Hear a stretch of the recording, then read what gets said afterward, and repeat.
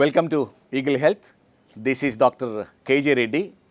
ఈరోజు మనము డయాబెటీస్, నీ పెయిన్స్ గురించి కొన్ని విషయాలు తెలుసుకుందాము. చాలా మందికి అపోహలు ఉంటాయి.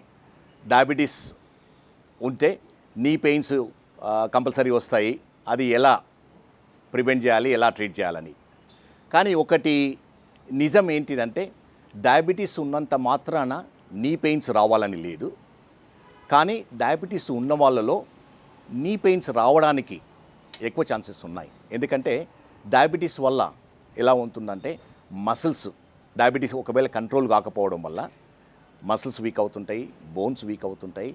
తర్వాత దాని ఎఫెక్ట్ జాయింట్స్ పైన కూడా ఉంటుంది.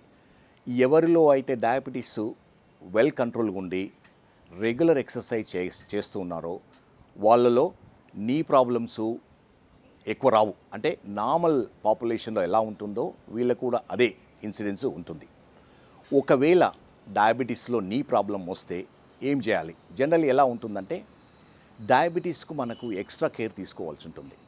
నీ ప్రాబ్లమ్స్ వచ్చినప్పుడు నీ సిమ్టమ్స్ డయాబెటీస్ ఉన్న వాళ్ళలో ఎక్కువగా ఉంటాయి. స్పెషల్లీ పెయిన్ కానీ స్వెల్లింగ్ కానీ ఉంటుంది ఇనిషియల్ స్టేజెస్లో. అందుకని ఎందుకు ఎక్కువ సిమ్టమ్స్ ఉంటాయంటే, వాళ్ళ మసిల్స్ వీక్గా ఉంటాయి. నార్మల్గా మనము నడిచేటప్పుడు 50% of the weight knee joint పైన పడుతుంది, 50% ఆఫ్ ది వెయిట్ మసిల్లో ఉంటుంది.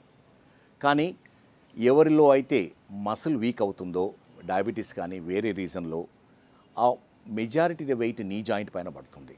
దానివల్ల ఏమవుతుందంటే నొప్పి సిమ్టమ్స్ ఎక్కువ ఉంటాయి, యాక్టివిటీస్ తక్కువ ఉంటుంది. అందుకని డయాబెటీస్ ఉన్నవాళ్ళు ఎలా అంటే, రెగ్యులర్ ఎక్సర్సైజెస్ చాలా ఇంపార్టెంట్. నీ జాయింట్కు బెస్ట్ ఎక్సర్సైజ్ ఏంటంటే నార్మల్ వాకింగు, స్విమ్మింగు, సైక్లింగ్ అంటే స్టాటిక్ సైక్లింగ్. నార్మల్ సైకిల్ కూడా స్టాండ్ వేసి సైకిల్ చేయొచ్చు. కొంతవరకు ట్రెడ్మిల్ వాకింగ్ కూడా ఇంపార్టెంట్.